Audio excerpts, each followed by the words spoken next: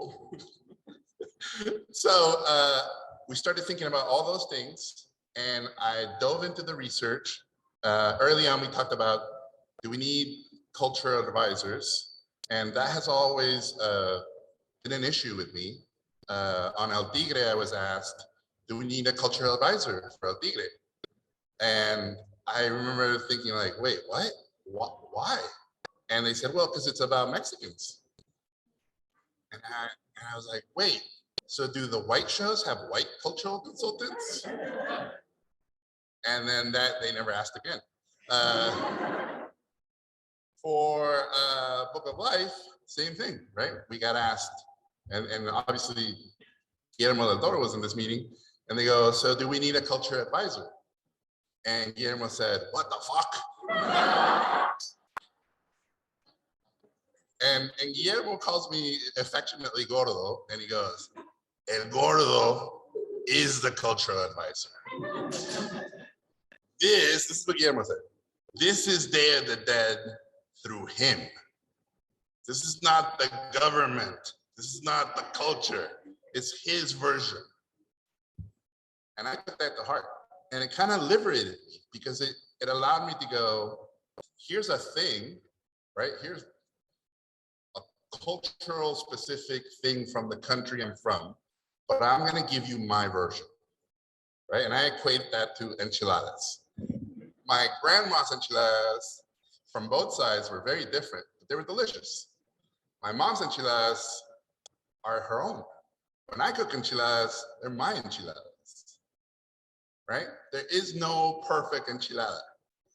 It's an interpretation of something that's been passed down.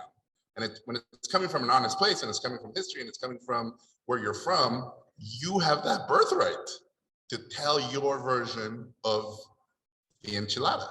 So just like El Tigre was my version of superheroes, Book of Life was my version of Day of the Dead, this became, for good and bad, my version of this world.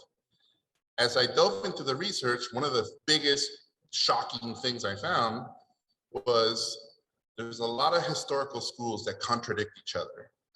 Unfortunately, when the Spanish conquered these cultures, they burned all the books, all the codices. So a lot of it has been left to interpretation, and there's schools of thoughts in different parts of Central America, different parts of Mexico, obviously in Spain, and there's a lot of contradiction. The conquest itself, right? Literally the Spaniards conquering Mexico, and then because they mostly brought male soldiers, thanks to that, honestly, we have the mix, right? The mestizaje. If the pilgrims had not brought their wives, the US would be half, right? So it's a very complicated part of history in Mexico, and we speak Spanish. The independence in Mexico was led by a priest. Like, it is very, very, it's a dichotomy, and to think about this stuff in any binary terms where you go good, bad, is a fool's errand. It's layers and layers and layers of goodness and evilness and innocence and mistakes and naivete, and it's just really complex. When I started looking through the God pantheons, I basically made a draft, and I was going, all right, so certain gods correlate between the Olmecs and the Mayans and the Aztecs. And by the way, a lot of this stuff is just me going in there and sort of figuring out our story while I'm researching all this stuff. And then I went, well, just like Chinese directors do their take on different legends and, you know, Greek mythology and European mythology, and just like, you know, C.S. Lewis and Tolkien did their versions of medieval fantasy, this is now going to be my version of it. I don't want to use the word Mayan. I don't want to use the word Aztec. I don't want to use any of these specific words because the weight they have imply history. And I'm doing a fantasy version of these things. So that was a lot of cultural, like, hitting yourself on the back, because the moment you start to acknowledge the culture and that you're going to have to carry it on your back, it can crush you. But the moment you go, no, I'm not going to carry the culture. The culture is going to carry me, right? The best stories, in my opinion, the best stories are not stories about cultures. The best stories are stories about people. And the best stories are about relationships. And if they happen to happen in a culture, then they become universal, right? So I talk about Seven Samurai all the time. Seven Samurai is my favorite movie. I've never been to Japan. I don't speak Japanese, but that idea of warriors that are end up sacrificing, a lot of them, their lives to defend ungrateful and some grateful farmers fighting bandits. That could happen in Mexico in the revolution. That could happen anywhere in the world at any time. That's a universal story. So that's how I treated Maya.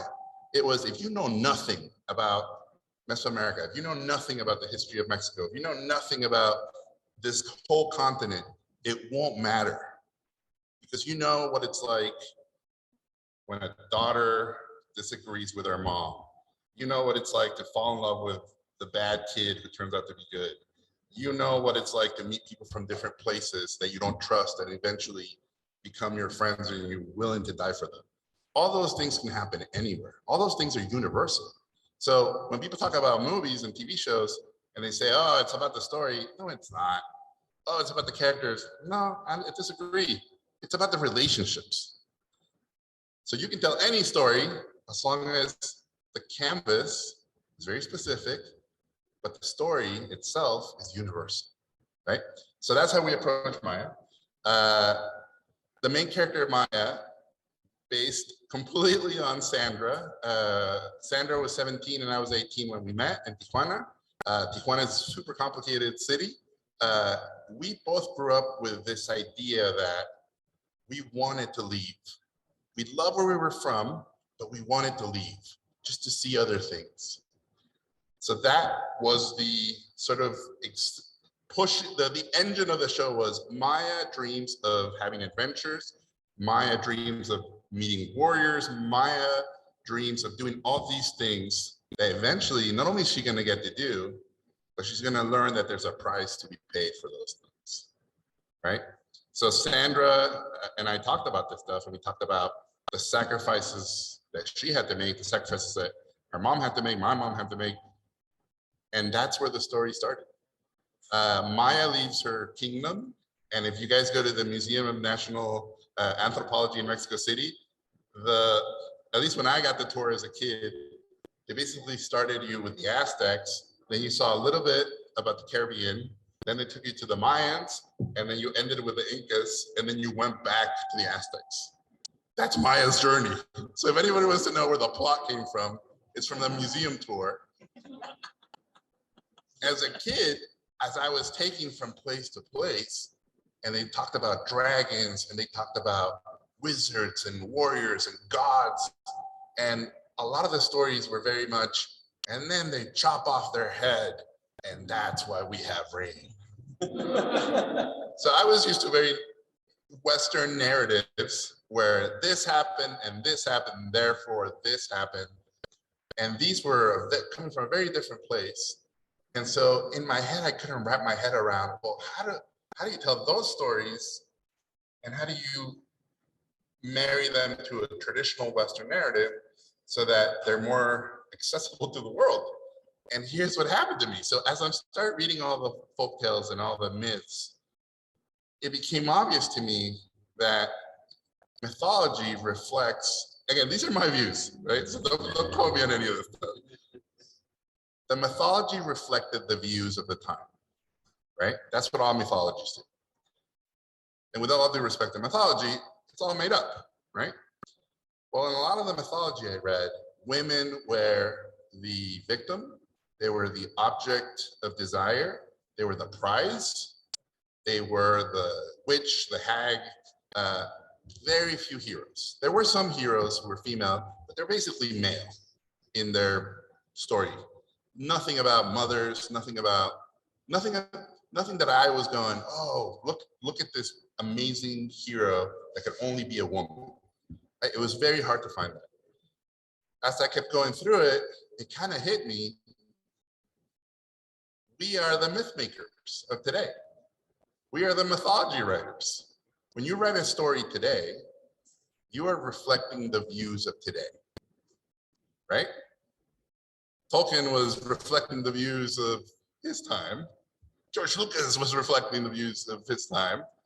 The best sci-fi, the best horror, reflect the views of the time they were being made on, right? So for me, it became, all right, there's no myth that fits the story I want to tell. I'm gonna hack mythology. And I'm gonna do a remix. And I'm gonna grab this from here, and this from here, and this from here. And fuck, there's no amazing female heroes. I'm gonna have to make my own. And I'm gonna base this on this. And I started sort of Legoing the culture very respectfully, but in a way that made sense to me as a story. Then the next thing was, all right, now that we have all those things, how do we tell a story that the audience, right? It's gonna be 9 episodes, that the audience doesn't go, this is too different. So we set a trap for the audience, and hopefully no one sees it coming that Maya is gonna die. But the trap is in episode 1 and 2. And the trap is, you've seen princess movies before. You've seen movies about rebellious teenagers. You've seen movies about moms who don't want their daughters to have adventures. We basically used a lot of tropes to lure you in and to literally make you think, this is gonna be a Disney movie, right? And then on the second episode, beloved characters you adore, played by Gael Garcia Bernal, get murdered. At that point, you go, whoa, whoa, whoa, whoa. What is happening here? This is not a traditional story. We live in an age now where that's become a trope, right? After Game of Thrones, after that character dies, spoiler alert, a lot of shows kill a giant character in the first or second episode to let you know, fuck, anybody can die. So we did that, right? So now we are treating the audience like, oh, you think you know, because the brothers died, no one else is gonna die. So everybody gets comfortable and they're like, I know what kind of show this is. Then episode 7, we grab the strongest, most noble, purest character left, Pichu, and we kill him. And he sacrifices himself. And at that point, the audience is going, what the fuck? All right, you guys kill that guy, but that's it. There's no way you're gonna kill anybody else, right? And then episode 9 happens. And then episode 9 is all about grabbing your heart and cutting it in little pieces, but then at the end, putting it back together and going, the pain equates satisfaction in that now you feel for the show, and you feel for the characters, and you feel for the sacrifice, and you feel for things. My goal as a maker of stories is always, can I make you laugh and can I make you cry? Because those are the movies that I remember, the ones that do both, right? It's easy to make people laugh, it's easy to make people cry, but can you make them do both? So, fuck, I'm just rambling. All right, so going. We had an incredible crew. Megan Casey was our executive. Megan had come from Korra. Her history with us started from the beginning, and she really guided and sort of led in a weird way. You talk about that relationship between a show creator and executive. This was a very nurturing and as I love to say, she challenged the show, not me, she challenged the show to be better. And it was always very rewarding when we managed to do those things. We had a lot of support. The writing on the show was done by Doug Langdale, Candy Langdale, Sylvia Olivas, and myself. We had an incredible head of story, Jeff Ranjo, who has worked at Disney and a ton of stuff. And he was my teacher at CalArts. We had 3 sequence directors. We had John Aoshima, who's going to talk in a second, Rie Koga and Hongju Sung. Incredible sequence directors. And one of the, a 14 that was crazy, talented. One of the things we did on the show which really worked, was every time a script would be done, we would basically destroy it. The team would destroy the script to try to make it better. Every time we did an animatic, I would send it to the whole crew, right? Everybody in production, design, art, everybody. And I would just stand and say, just shoot me your meanest, angriest arrows, because I want to know. I want to know what you all think, and tell me what you hate, tell me what you love. And honestly, that was what made the show, in my opinion, really, really good, because it had been battle tested internally multiple times. So by the time we got to the end, this thing had been thought out completely. We treated it like a 4.5-hour movie. We never treated it like a TV show.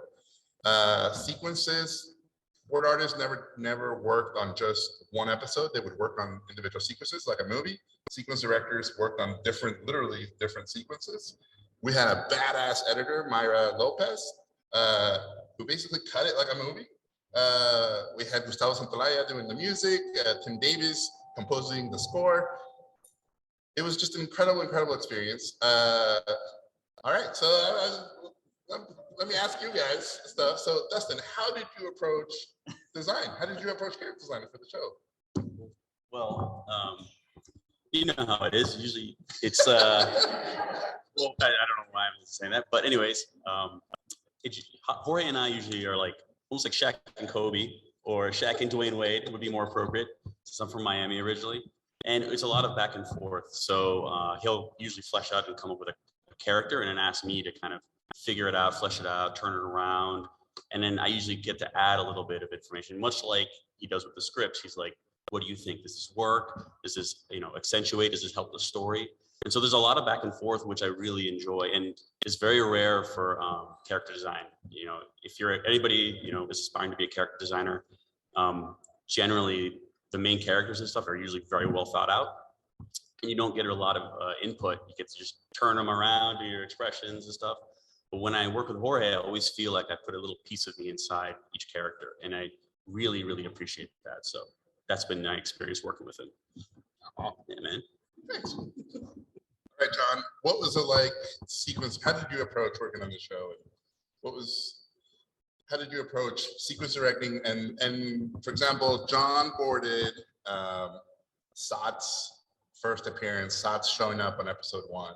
And I remember telling him like, all right, man, this is like Sergio Leone and Kurosawa had a baby in Mexico. And he just looked at me and he was like, got it. I mean, yeah, I was like, holy cow, you're speaking my language. Yes, okay, I get to do this. Oh my gosh. Well, to backtrack on the approach of sequence director, it's really about how do I take what Jorge had imagined in this amazing story, and it was a different way to approach it because my background has been in television, doing a lot of animated shows. And then I had worked on a feature, Kubo and the Two Strings. And coming on to Maya, I knew that this was more than just a TV show. This was like a high quality, high end, feature level, serious story show. And I was like, okay, well, this is a new format, a game changer. Well, what are the things that I love about film or features, and how do we make it into something that's a series? But still have that kind of epic feel. And it was really about really informing our story team, our story crew to like, so we talk about films and story all the time, but like how you approach shots and that the camera was a big deal because we had a variety of story artists from different like backgrounds, meaning television or films, but in those skill sets, like they have different philosophies, and it was not a challenge, but it was important for me to relay to them what we want to do on this show and how it has to come off as a feature quality type. And the way to do that, the first thing came to mind was like, if it's television, there are a lot of shots where the camera is very close to the characters, and it has to do with our home like televisions, right? And so you have, and that compared to a giant screen in a movie theater is completely different.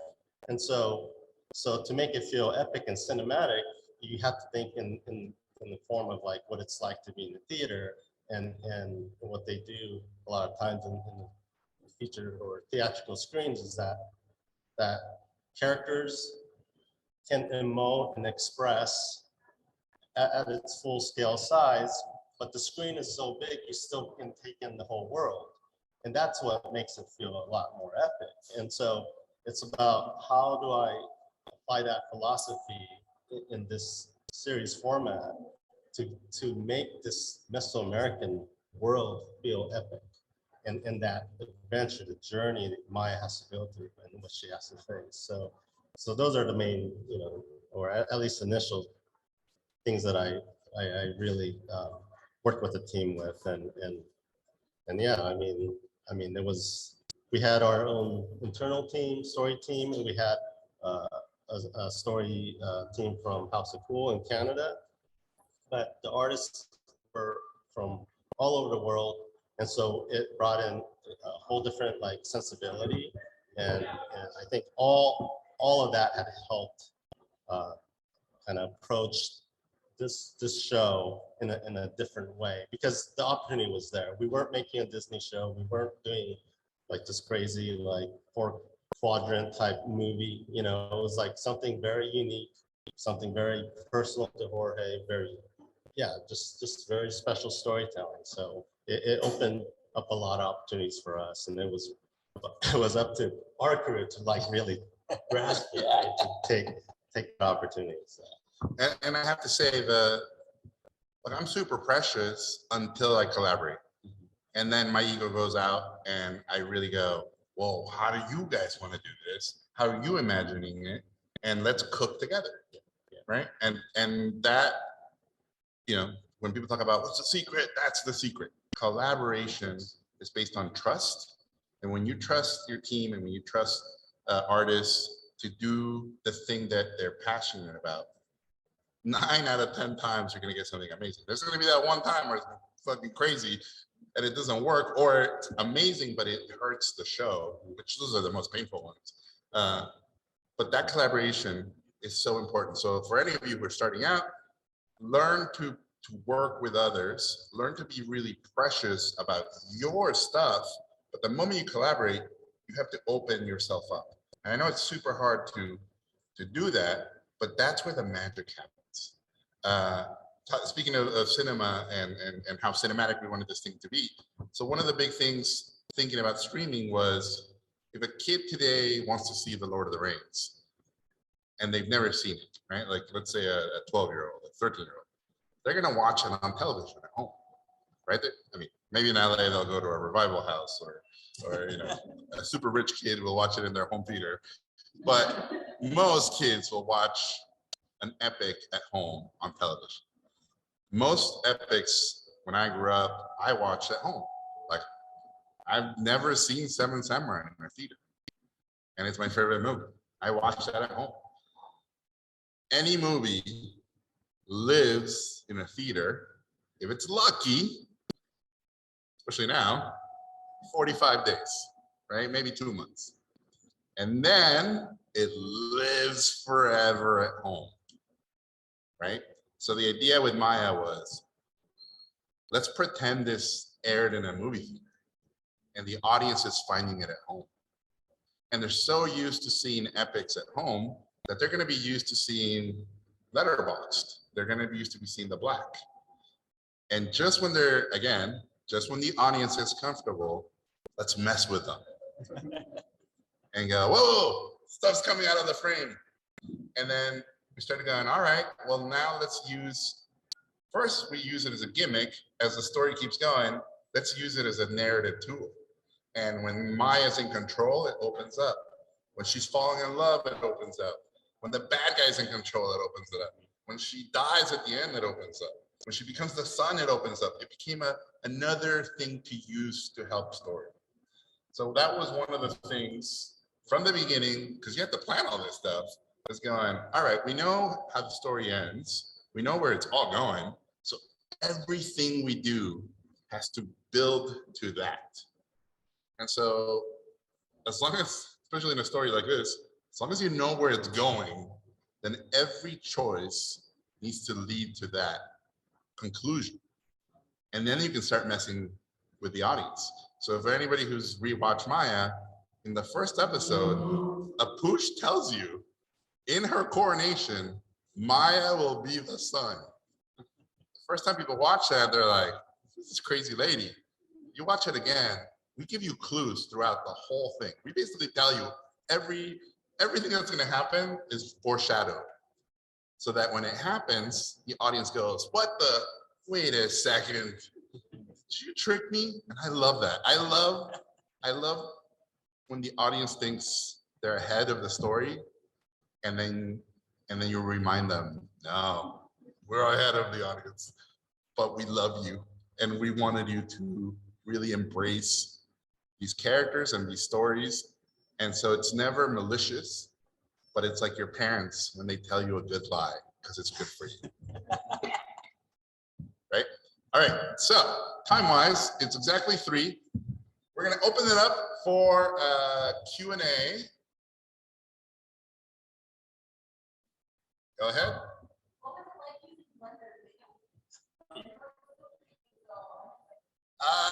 All right, so, so the question was, what was it like using Blender? So I've never used Blender. We were not planning on making the show on Blender at all.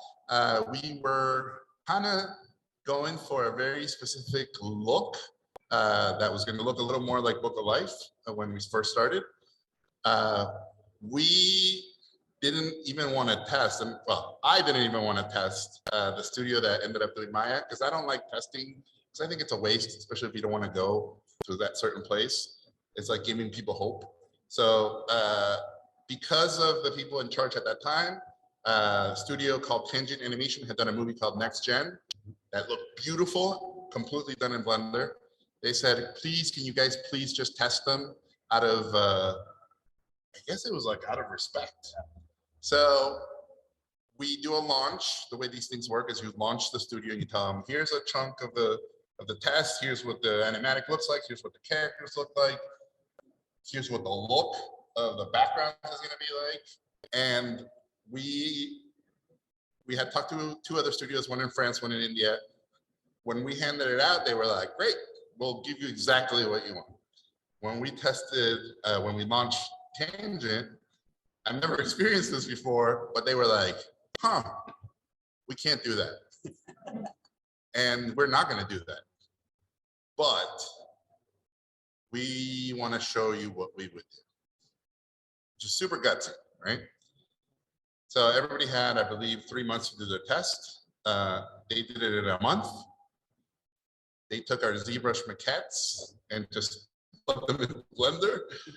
And we saw literally what you guys see in the show happen in a month. And we said, all right, whatever we were doing before, it's out the window. That look is so different than everything out there.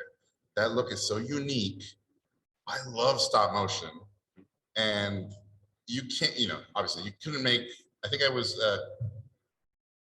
Book of Life, I think it was $200 million if we wanted to do it in stop motion. Maya would have been $800 million to do in stop motion. So seeing their test made me go, we can get that stop motion look, which is basically photography, right? You're photographing real photography. And we're going to shoot Maya like a stop motion movie. We're going to use small lenses. All the textures are going to be, 12-inch puppets. So if you guys watch Maya, it's all shot like a stop motion movie. And it's because of that studio, Tangent Animation. Geniuses in that studio. Brilliant, incredible. Blender. Honestly, I didn't know. We just didn't know. So this is the biggest, giantest, most big thing ever done in Blender. Unfortunately, that studio went under after they finished Maya. So in a weird way, it was like Maya sacrificing themselves to save the world, and Tangent sacrificed itself to make Maya. But I love Blender, and yeah. I'm looking for another studio that wants to use Blender, because that look is so unique.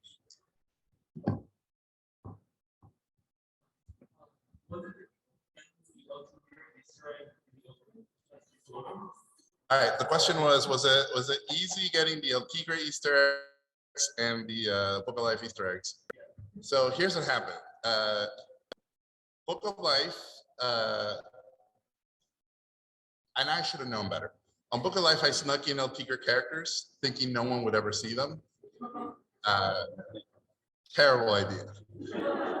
So in the trailer for Mexico, they used the 2D moments in Book of Life, and sure enough, Manny, Frida, and Grandpappy from El Tigre are literally in the trailer for Mexico. So I guess at that point in my life, I'd never been yelled at by the head of a studio. And I get this phone call that I was like, I didn't even understand the words. But there was murder and I'm gonna kill you craziness in there. And I was like, oh no. And then they sat me down, they're like, you cannot sneak in characters from another company thing into another company studio. It's pretty obvious, Jorge, you can't do that stuff. So I had to write Nickelodeon and ask official permission. And so they were very kind and they agreed to let those characters live in Book of Life. When we were doing Maya, I basically wrote that into the scripts, and with Megan Casey's permission, we legally contacted Nickelodeon and asked permission from the beginning, legally asked Disney and Fox for permission to use the Book of Life characters, and Guillermo del Toro had to sign off on it. So all those things we did in the right way. So, but I learned my lesson, and thankfully now there's precedent to that, because whatever new things I make, now I can just ask permission and go, hey, just like you guys let us do it on that one, can we have an Easter egg here for that? Unfortunately, the problem with that is people just assume like, oh, Book of Life 2 is coming. And so that's not what that was. It was just a little cameo.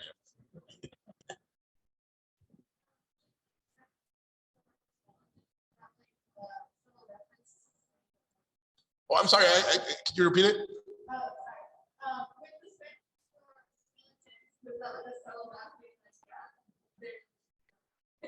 So the question was, the skeleton army being the conquistadors, was that a nod to history? Of course it was. So the idea is, in this version of humanity, the Mayans and the Aztecs and the Olmecs and everybody in Mesoamerica had magic. And therefore, the conquest went the other way. But it's never spelled out, it's just there. And I was a little scared, to be honest, by how people in Spain were going to react to that. Number one in Spain. So we forgive them for the conquest.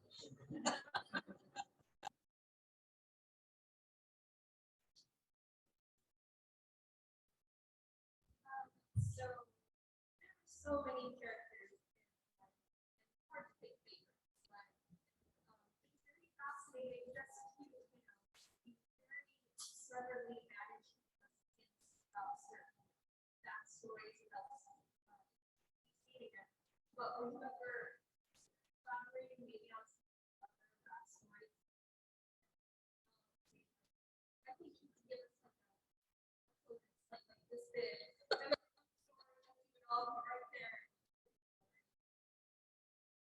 Every character, I mean, this is a curse too, but every character had these giant, crazy backstories. Dustin knows a lot of them because we would go, all right, this scar is from when he cheated on his wife, and this scar is like everything had to have a story, and then we were finding characters at different times of their lives. So, for example, the Widow Queen, we never explained why is her name the Widow Queen. Where's the mom? Well, how the mom died? Like, sad says I maybe when I'm dying, I will tell that story as I'm in my deathbed. But that's a horribly sad, poetic, beautiful story. But I never want to tell it. So to me, basically letting the audience know there is a story, but you can't have it, makes it better. I know it's horrible, but my grandfather, who's an amazing storyteller. My grandfather had stuff where I would go, Grandpa, what, like, basically have this like giant machete wound on your arm. Like, what's that from? And he would go, I just can't tell you. And for years, he would give me hints, and he would like, he'd talk about a lady, and that wasn't my grandma, and he'd go, well, and he'd point at the scar, and I was like, what? And then before he died, I asked him, like, Grandpa, tell me the real story about this guy. And he said, oh, it's nowhere near what you imagined. So I'd rather not spoil it for you. So that's my answer.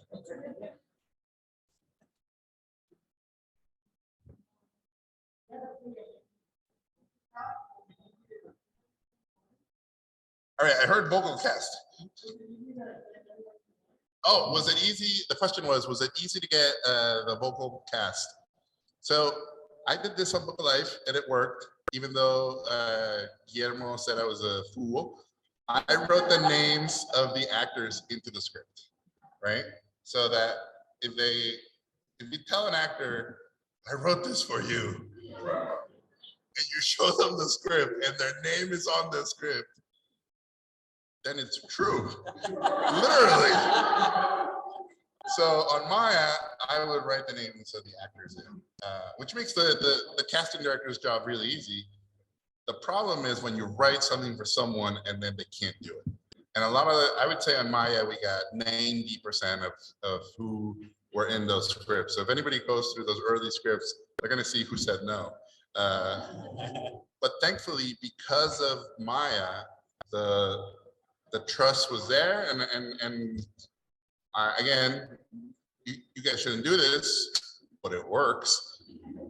I would DM the actors on Twitter and Instagram, and I would be like, hey, Diego Luna, I wrote you a new character, and look at him, he looks badass. And if you love the children of Mexico, you will do it. You will do the voice. And then he did it. And then Zoe Saldana, she, it's in the book, but at the premiere of Book of Life, she was pregnant, and I hadn't seen her in a while. And I already wanted to make Maya, and I remember Sandra was there, and I went up to her, and I call her Zoe Saldana, like it's one word. So I was like, Zoe Saldana, I'm gonna make this Mesoamerican warrior princess, and you're gonna be the voice. And her face looked, Sandra says that her face looked scared, like she was gonna give birth at that moment. And she was like, okay. Cut to, what was it, 5 years later, at the first record, and she's like, so this is the thing you told me at the premiere? And I'm like, yeah. She's like, oh man, I thought you were joking. I'm like, no, this is it. And we, once you work with somebody, you kind of know their thing, and you kind of know what they're good at, and what they enjoy. So when I write these characters, I'm thinking about those actors. What's really bad about that is I want to keep working with the same actors, so I have to force myself to go, all right, I should also work with different people. And then obviously it's terrible in that I need to be more open to working with newcomers, right? Because like I'd never worked with Alan Maldonado, and the guy who played Rico, and I love him now, but I couldn't think of anybody for that role. So that was the only role that was kind of open. But that's how we got to this.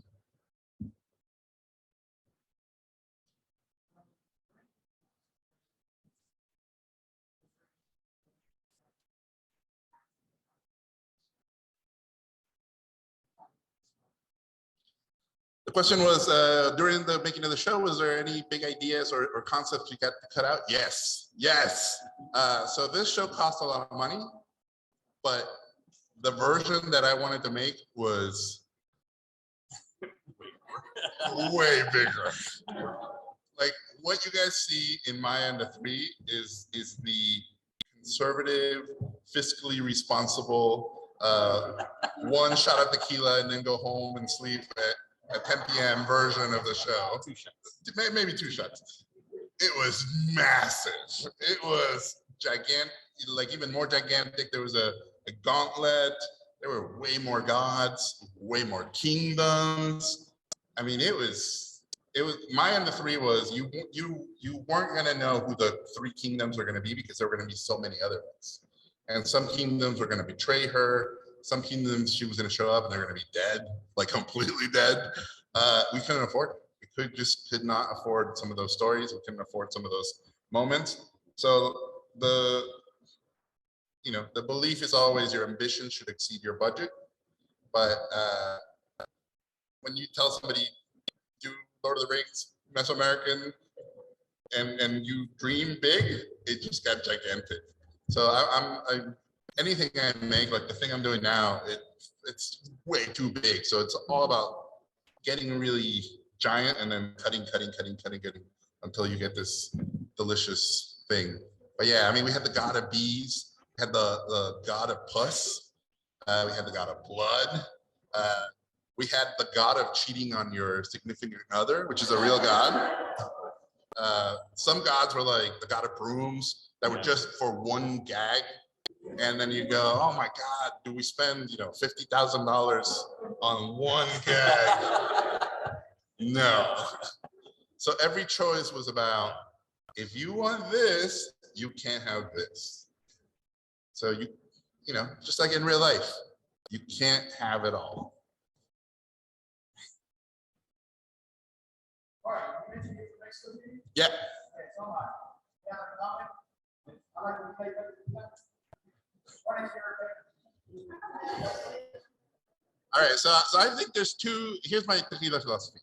So I think you can either drink tequila like a dictator, or you can drink tequila like a revolutionary.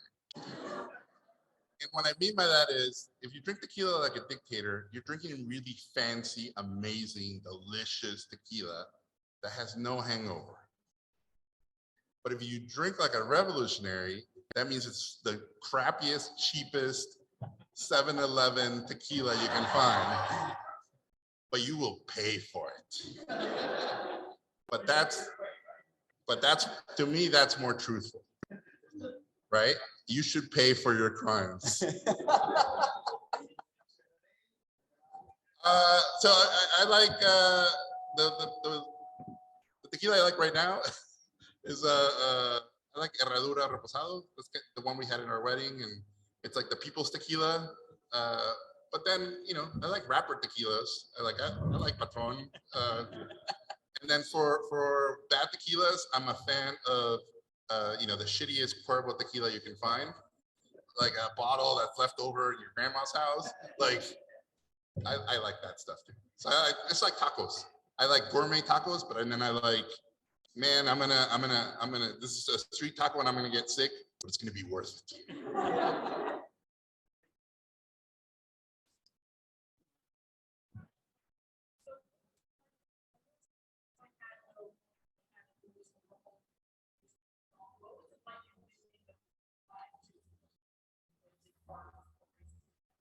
So the question was, what was it like envisioning the music for Maya's music? So Book of Life was kind of a needle drop cover version of a movie, and it's 90 minutes, so doing original songs makes more sense. Maya, from the beginning, the score was kind of a big deal. We tamped the music originally with very traditional Mesoamerican music, and it was awful. And what I mean by that is, there's only so much you can listen to the little flute and like if you've ever gone to a Mesoamerican or Aztec or Mayan presentation, imagine listening to that for 4.5 hours. It was too much. So then we started going, all right, let's treat this like a narrative. Let's treat this like a movie. Let's try to treat the music like a character. Gustavo Santolaya was very kind. We basically went, we're gonna Peter and the Wolf this thing. So if anybody breaks down the music Maya, every main character has a theme. right? Maya has a theme. Chimi, Pichu, Sats has a theme. So all the important characters have a theme, and the important kingdoms have a theme. And then we started interweaving all of them. The gods' music became, I'm 47, so to me, the 90s is when I kind of fell in love with music. So I was like, well, this is ancient music to me. 90s is now ancient to a kid. So, Mexican ska from Maldita Vecindad, that's oldies music now. And El Gran Silencio from Monterrey, that's oldies now. So I want the different gods, because they're gods, to have music from completely random, crazy eras of Mexico. And that started turning into, all right, so if each of these gods has a different vibe, let's visually represent that. So for example, when Maya fights Huracan, the color scheme for that is a bar we used to go to where we listen to that type of music. When they go to fight Cipatli and Cabracan, that was another bar that we used to go. Drinking age in Mexico is 18, so you basically start going to bars when you're 15. So all those color schemes came from those things. And so the music, Gustavo Santaolalla is, won 2 Oscars and over 30 Grammys. And most of his Grammys are from producing Latin alternative bands from all of Latin America. And he's from Argentina. So he brought all this sort of referencing sonically in instruments into his pieces. And then brilliant composer Tim Davies, who's from Australia, who also worked on Book of Life, he composed the score for every episode. And we treated it just like a movie score. Originally, we were going to record the orchestra in Mexico and probably in London. COVID happened, and so we had to record in Australia, of all places, but we ended up doing a bunch of it in Guadalajara. It was super hard, and the score is incredible. So if anybody likes the music, Caliuchis also did a song for us, Gustavo Santaolalla and Paul Williams. Anybody who was a big Paul Williams fan, I love Paul Williams. He wrote the 2 original songs on Book of Life. Him and Gustavo collaborated again, and that's a crazy combo. But yeah, so the music to Maya is super unique. I think when I listen to it now, it's way more, what's the word? Like, it's way more sad than I remember in the show, because I just think about all the other things we had to do. But yeah, anyways, it's out there if anybody wants to listen to the score. It's amazing.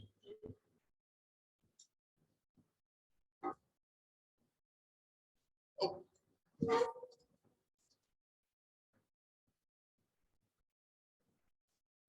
One of the questions was, would you ever consider doing a character with intellectual or physical disabilities? Absolutely. So for some of you who might know, I'm on the autism spectrum. I have a son on the autism spectrum. One of the characters in Maya is Rico, who has a stuttering problem. Chimi is basically an albino or someone with albinism. The way we wanted to treat disabilities or people who are different, or a representation of neurodiversity, was the idea, which happened to me, was that Rico stutters, but the stuttering isn't something that has to be fixed for him to be okay, right? Because in a lot of movies, the disability is considered a negative, and once that disability is conquered, then you're okay. And that's not cool, right? That's not a good message. So the idea with Rico from the beginning was, not only is Rico stuttering something that makes him a better wizard, right? We're not glorifying it. We're just saying it makes him better because he's different. And sometimes being different is a positive. And so for me, when I was told, well, the autism, we can cure it, or we can try to cure it, very naively said to me, I said, why? It's the thing that allows me to do the stuff I do in the way I do it. It's what makes me, me.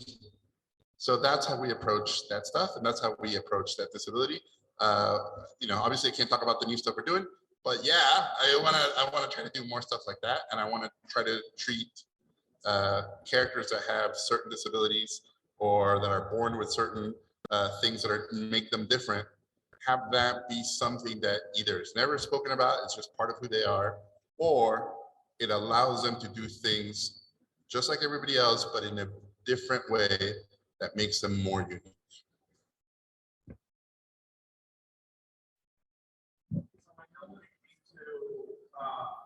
You mentioned about you playing the dragon off script writing.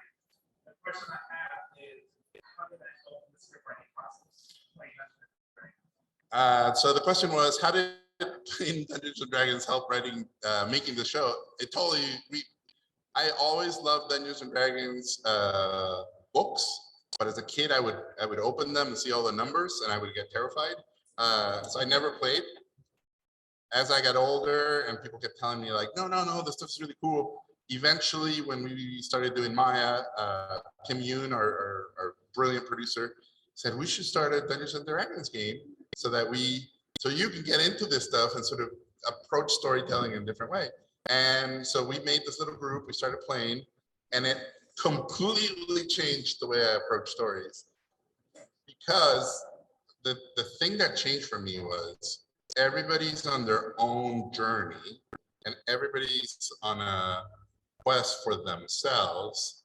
And at some point, we're going to align and disagree on how to get somewhere, how to do things, and how are those things getting in the way, and how are each of us going to approach it, and how is our character traits and our backstories affecting who we are as characters. So for anybody who likes writing and storytelling, D&D is kind of amazing because you're live writing these stories.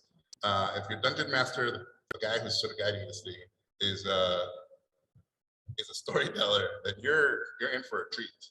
So for anybody who's developing shows and thinks about fantasy, I know it sounds super naive, but you should play Dungeons and Dragons. It totally, I think it's replacing poker night in Hollywood.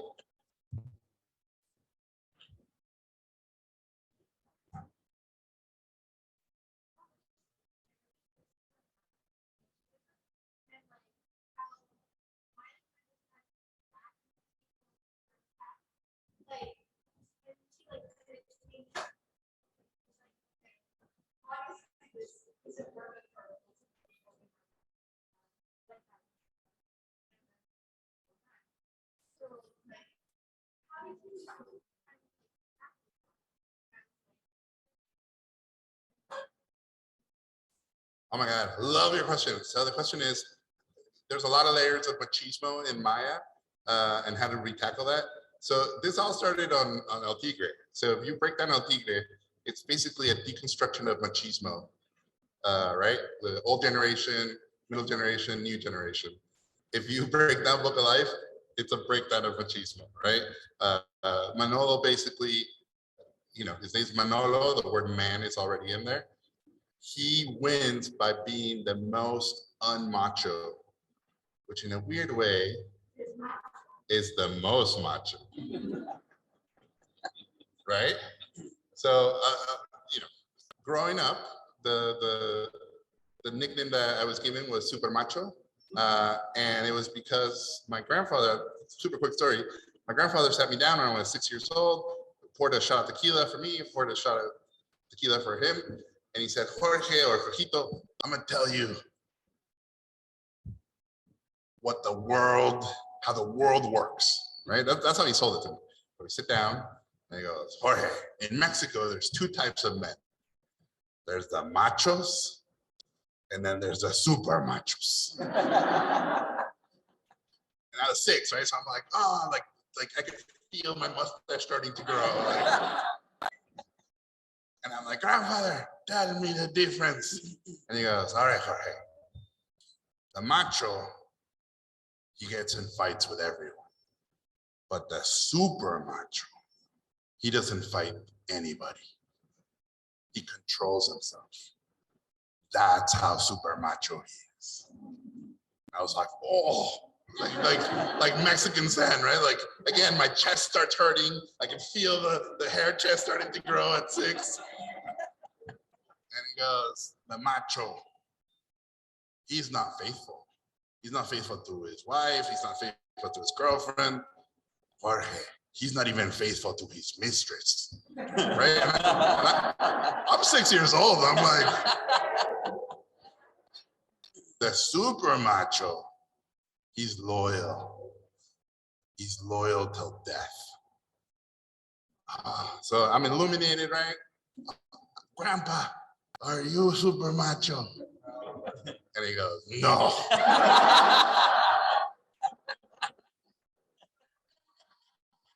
And he grabs both shots of tequila and drinks both of them.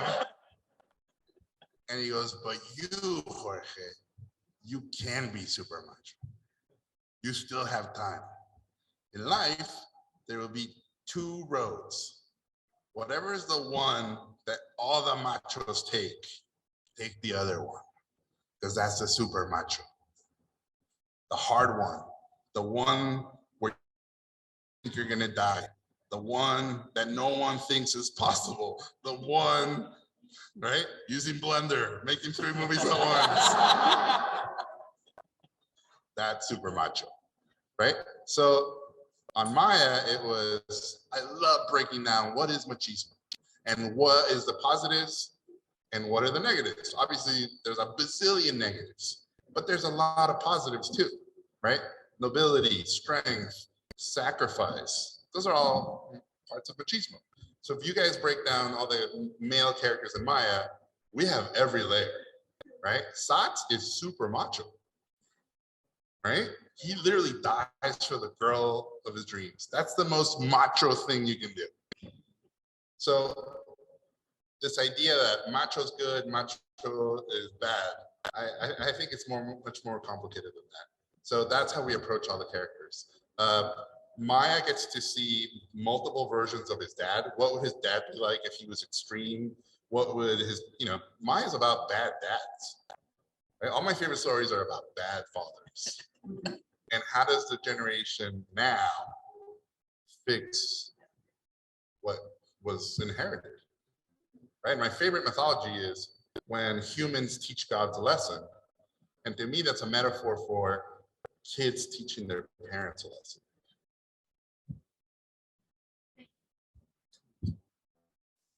So growing up, I always wanted Mexican princess, like I would get my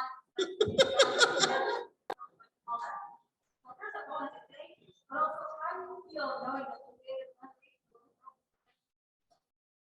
So the question is, how do I feel that we gave a generation of kids a Mexican princess? It's super overwhelming. You guys can't imagine the letters we get. Sandra will find me crying, looking at my phone, and these letters we're getting. I am a lover of animation. I'm a lover of Disney princess movies, and I fucking wanted a Mexican princess, and they wouldn't give me one. And to me, it was always, Mexico, you can't have literally a princess because there was no monarchy when the Spaniards came. But there was definitely monarchies before the Spanish came, and there were queens and there were princesses. So I always felt with this, if lightning strikes and kills me, I'm happy. I got to make Maya, and I got to give the women in my life, and I got my mom to see it, I got my sister to see it, my nieces. Like, this is me going, we know what you guys are sacrificing for all of us. So it's my thank you to them. Thank you.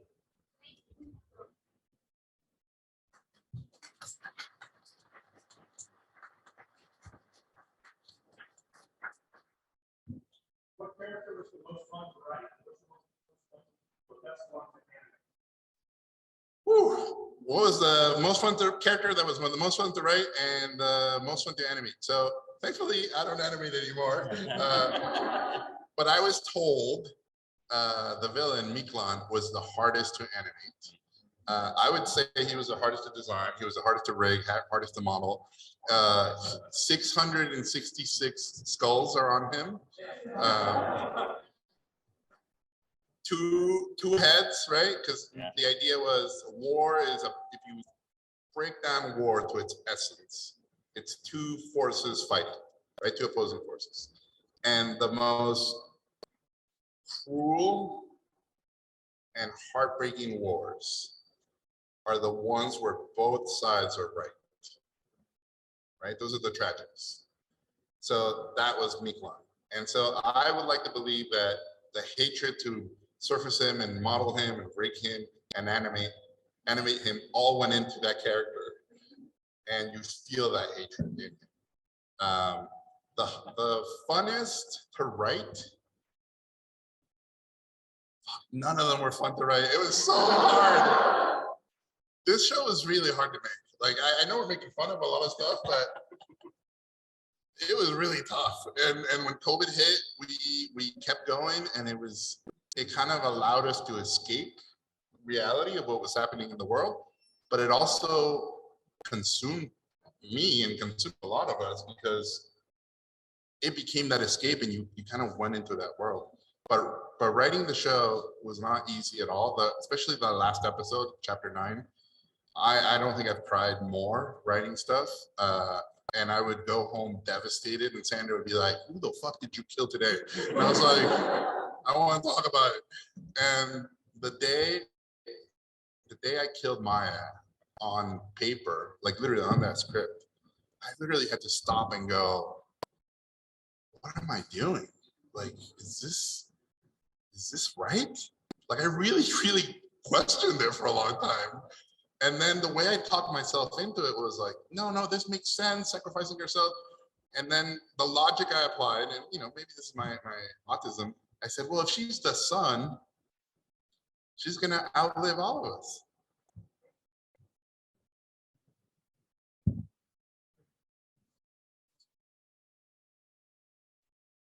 Was there any problem, issue, or challenge in production that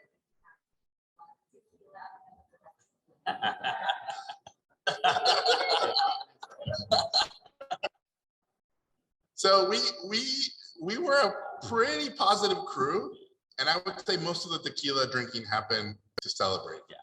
It was, this person is done, and so we're gonna toast to them. Yeah. And we do these really crazy toasts where we have to go around the room.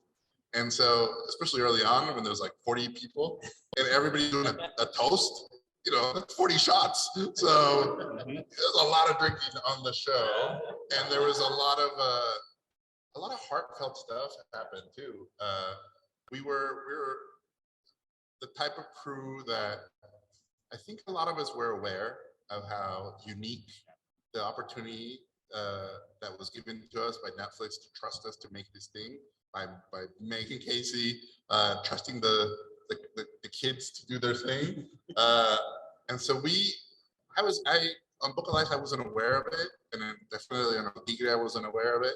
But on this one, I really wanted to be aware of how unique and special the moment was. And I didn't want to, it's like, after you become a dad, you kind of want to relive those days early on where you weren't thinking about how fleeting these moments are. So in Maya, I was pretty conscious. And I would be lying if I honestly didn't think, fuck, this might be the best experience I've ever had. Like, I don't know if it'll ever be like this. So I'm really thankful I got to work with you guys and everybody in the team. It's kind of a life-changing experience.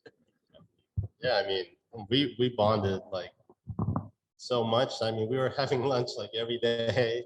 We'd take coffee walks like every day. Yeah, anytime we got to hang out as a crew, like the crew was like such a strong family. Yeah, usually on a production, people go home after 6. But every time I would come out of my office, I'd see the whole story team and most of the biz dev team just hanging out, shooting the shit. Just not working after 6. Yeah, not working, but just like talking about story, talking about each person talking about their own personal story and their artistic growth. And you can see everybody was growing as an artist on the show. Leaps and bounds, honestly. And then one of the cool things was John started like a pitch group at Yeah. lunch, That was where awesome. multiple creators and people from the crew would pitch their own shows or their own movies. And a bunch of stuff has come out of it, and it keeps coming out of it. Yeah. Oh yeah. So yeah, like at that time, because of this big excitement with Netflix, looking for content, like maybe I have a chance too. And a lot of us, started to feel the same. And it's like, well, I don't know what pitching is into an executive or a studio. Like, where do you start? And you start asking friends that have done it. And then so I just started this pitch club with a friend of mine, Everett Downey, and more, members from the Maya crew started to join us for lunch, and just we would pitch some ideas that we had, and it's like, how do we make this stronger? I'm not sure if this is working, and we would just talk shop about creating a show or a movie, and it was really exciting, and people started catching wind of it, and so we started to. It became a bigger thing, and Other productions started coming. other production members are here about to come over. But Everett, had pitched the show to Megan Casey, and she picked it up, and it's a thing now. It's happening. But yeah, there's a lot of creators that came out from the pitch club that we started. And then I want to say something. There's a lot of artists who couldn't make it tonight, couldn't be here. But specifically, I want to signal out Paul Sullivan was the production designer. Literally painted the cover of the art book. He worked on Book of Life, and brilliant artist. Gerald De Jesus was the art director on El Tigre, and was the art director on Maya. Also, he couldn't make it. So they led the art team. They were brilliant, and I want to make sure I signal those guys out. They couldn't make it, but their work is all over this book. Yeah, definitely. All right, 3:42, 18 minutes. Yes.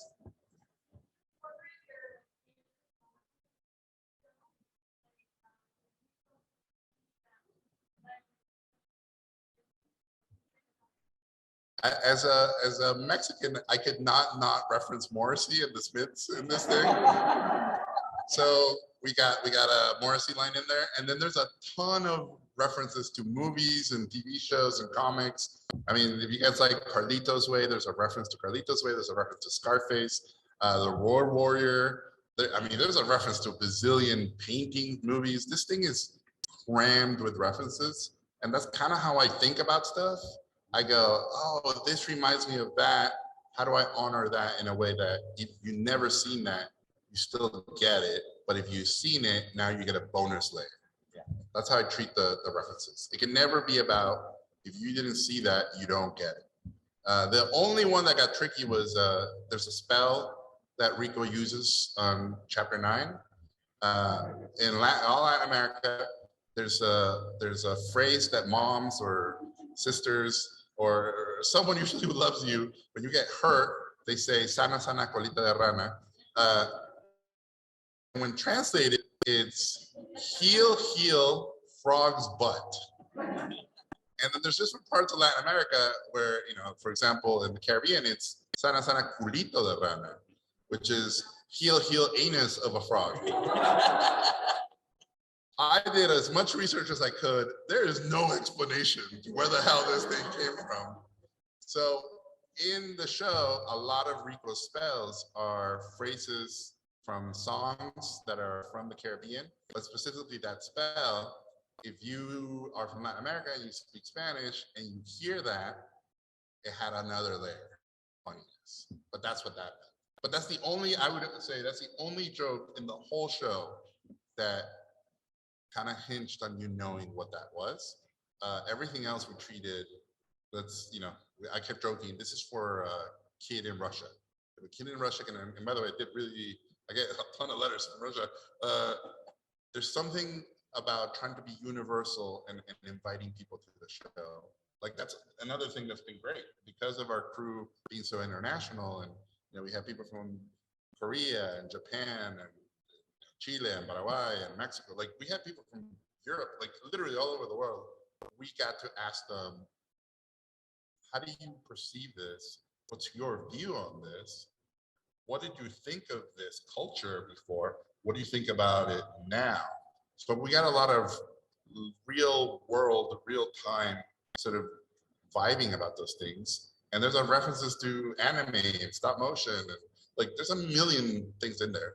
But yeah, definitely there's a lot of song lyrics slipped in there. And then the Spanish version, one of the cool things that happened was the version that was written in English was very cultural specific. When the first versions of Spanish happened, they were very respectful, but at the same time, we lost a lot of the sort of spiciness of it. And because of the way things work on Netflix, I was allowed to go in there and work with those guys and basically rewrite the whole thing in Spanish. And we got to add just as many references, jokes, pop culture, innuendos, all that stuff, very specific. And then once we started voice casting it in Spanish, it became about, well, we gotta get the bilingual actors to do the stuff in Spanish, and that took some convincing. And then what if we cast this internationally so that it's not just Mexican voice actors, what if it's voice actors from Caribbean and South America and Central America and different parts of the country? Because this is magic and this is fantasy. Let's invite the whole continent, all of Latin America, to be a part of this. And again, I wasn't allowed to do that on Book of Life, and I definitely wasn't allowed to do that on Tigre. So because Netflix is so new, that's a new thing that we can do.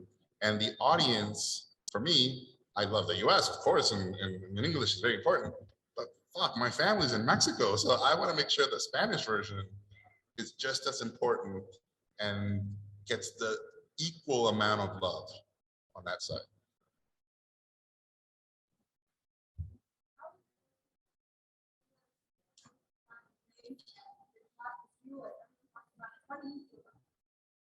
The question is, why is Netflix the best studio to work with?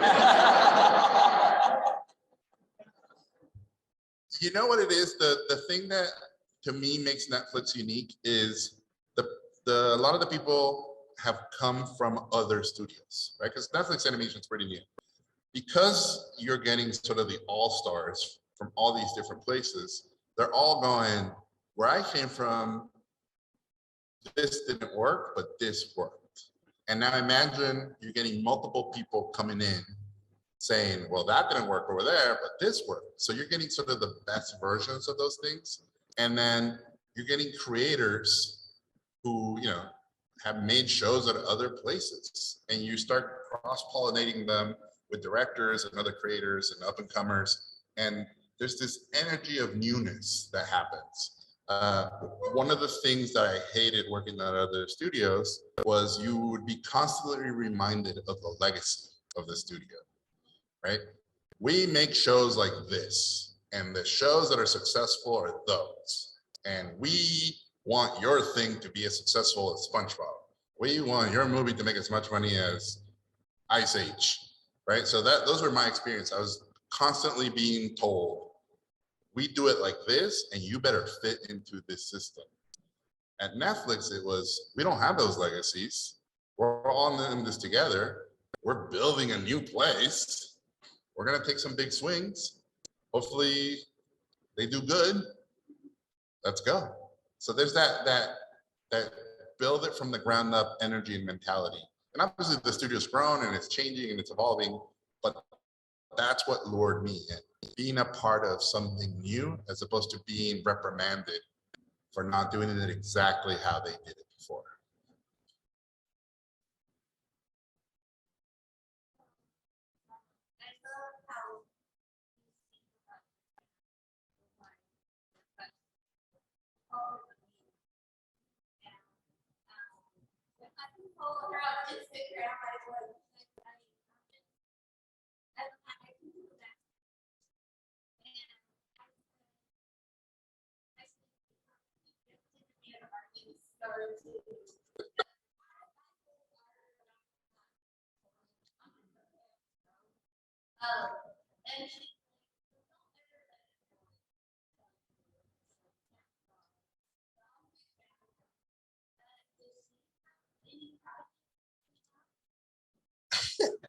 This is about Sandra, the muse, and does she have any projects?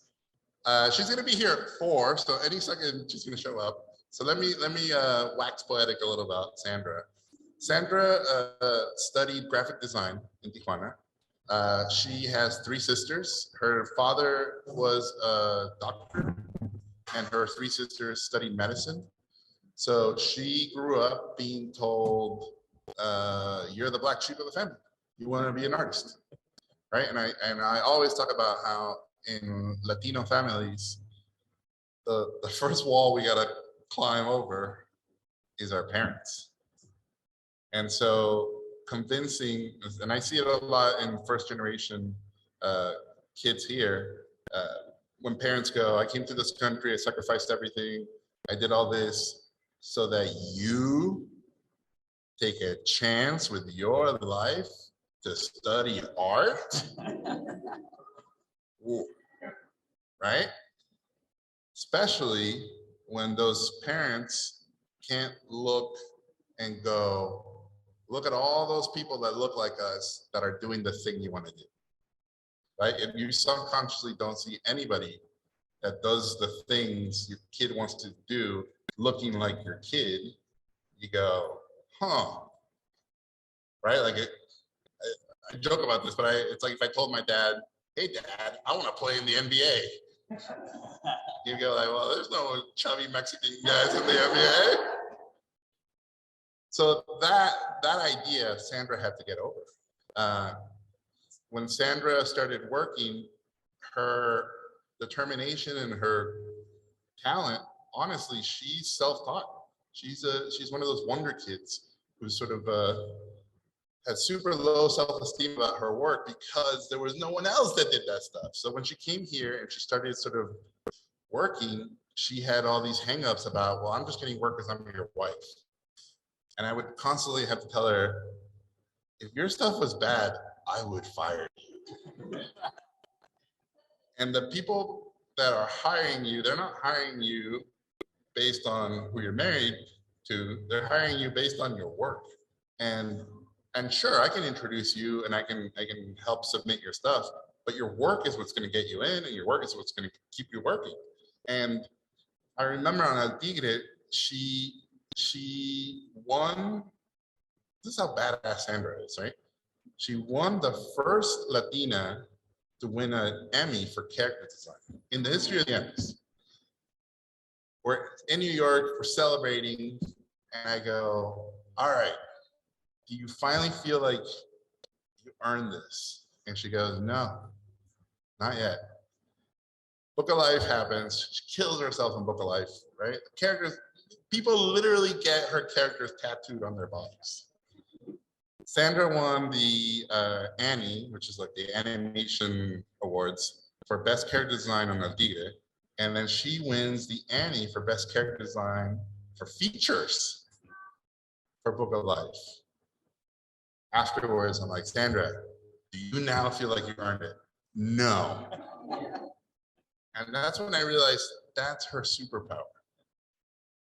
This drive that I'm not good enough for me. It's not that I'm not good enough for others. I'm not good enough for me. And I'm going to use that to fuel myself. Maya was one of those weird projects where if you look at the book, whatever came out of her head kind of is the characters.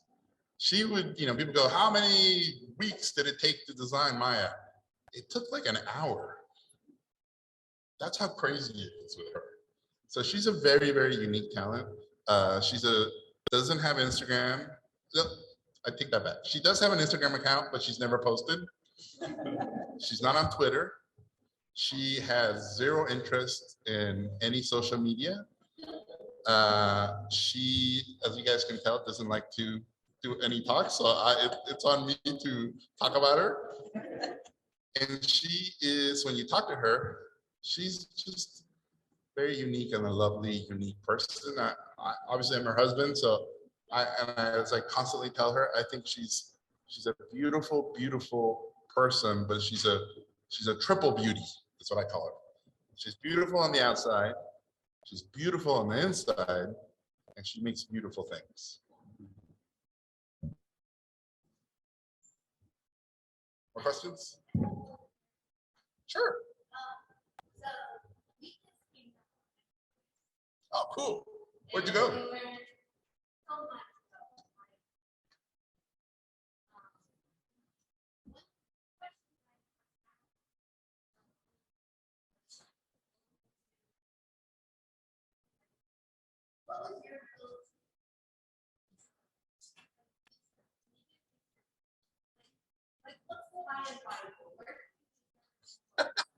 What's the go-to or my bubble? So I read a book called The Popol Vuh, which is a lot of stories. Highly recommend that. And then honestly, for me, it was going to the museums and falling in love and basically diving in. I became obsessed with sculptures, and you can now Google museum. You can literally go to all those museums now from home. Thanks to COVID, you can now go to any museum.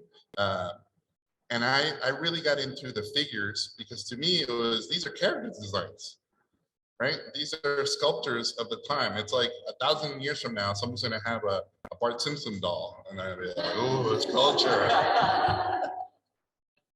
So treating the stuff we make like these are artifacts of culture. And what are we saying about our times with them? That's how we wanted to approach it.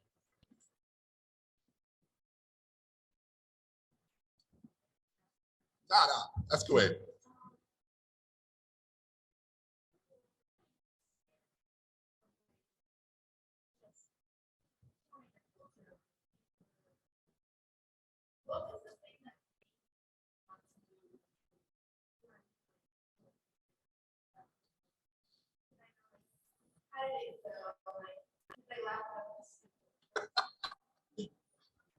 So the question is, was I scared to represent my culture, basically, right? So early on in my career, especially in school, well, I'll go all the way away. Because people talk about origin stories of superheroes and of artists. This is kind of my origin story. So there's a school called CalArts here in LA that's, you know, famous school for animation, lots of directors, lots of show creators went there. I was told as a kid by my dad, what do you want to do when you grow up? And I said, oh, I want to be a writer, I want to be a painter, and I want to be a movie director. And he laughed. And for a kid to say that in Mexico, that was like me saying, I want to be Batman, and I want to be the Pope, and I want to be a ghost. Like, that's how crazy that sounded to him. But a family friend said, that's animation. You get to tell stories, you get to make paintings move, and you literally get to make movies. That's animation. So then I became obsessed with, well, I want to be an animator. My dad said, find out what the hardest school, right? Super macho dad. Find out what the hardest school in the world is for that, and I might let you study.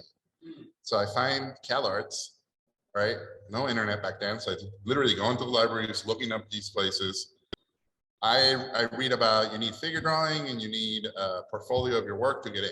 And then someone somewhere tells me, apply when you're a high school junior so that you get rejected, but you find out why, and you try again when you're a high school senior, and then you'll get rejected. And you know, it'll take usually 3 tries to get in. So the sooner you start, the sooner you get there. So I start, you know, at this point I'm living in Tijuana. The only figure drawing classes in Tijuana, I'm sure it's changed, but when I was there, it was basically exotic dancers, right? So I would come home with these exotic dancer figure drawings, and my dad would be like, where are you going? So, and I'm drawing my stuff that I like. I'm drawing and painting a lot of stuff that I like about Mexico and Mexican culture and all the things I love. And then I'm drawing things for my American portfolio for an animation school. So I'm drawing Bugs Bunny and Bart Simpson and Mickey Mouse. And by the way, I'm miserable doing this stuff because I'm like, fuck, I hope I don't have to do this stuff. But you know, it's like medicine. It's like eating broccoli. I'll do it for just to get in. So I show up at 17 to CalArts. I told this story before. And I show up, and the guy who ran the program, experimental animation, Jules Engel, classic, old school, Hungarian, worked at Disney, worked at UPA, legend, right? He looked like Chuck Jones to me. So he opens my portfolio, looks at my exotic dancer figure drawings, and goes like this, meh. Like, than 20 pages, and he only looked at the first one and just put it away. And then he starts looking at my portfolio. And the first image, he goes, and I'm like, oh, it's my drawing of Bugs Bunny. And he goes, this is shit. And he goes, page by page, right? This is poop. This is excrement. Like, he ran out of words. And I remember, like, at the end, he told me words that stayed with me forever. And he was Hungarian, so his accent was pretty thick. He goes, you are not an artist. A copy machine could have done this. You have no voice. You say nothing. And then, like Yoda, he said it. An artist you are not. Go figure out something to do with your life, because art is not for you. So I closes my portfolio, right? Literally, my dreams are like crushed. I walk away, I'm super sad. I had brought a painting portfolio just to see if I could get into the painting schools with a bunch of personal paintings. And the universe took pity on me, and I left my painting portfolio on the table. And he opens it up and he goes, hey, sad boy, come back. So I come back and he has a painting, and it's about a lady who had an affair with a coyote, and he has half coyote babies. And he goes, what the fuck is this? And I basically tell him that, and he giant smile, and he goes to the next painting, and it's about, you know, a skeleton mariachis at a wedding, and everybody's dancing, and he goes, what is this? And I'm like, oh, these were mariachi band. They were the groom's friends, but they died on the way to the wedding, but they didn't want to let them down. So then the skeletons showed up to play, and it was Day of the Dead, and everybody's happy. And he starts laughing, and we go, you know, there must have been 10 paintings in there. And I tell him the story of each one, and he closes the book and he goes, you son of a bitch.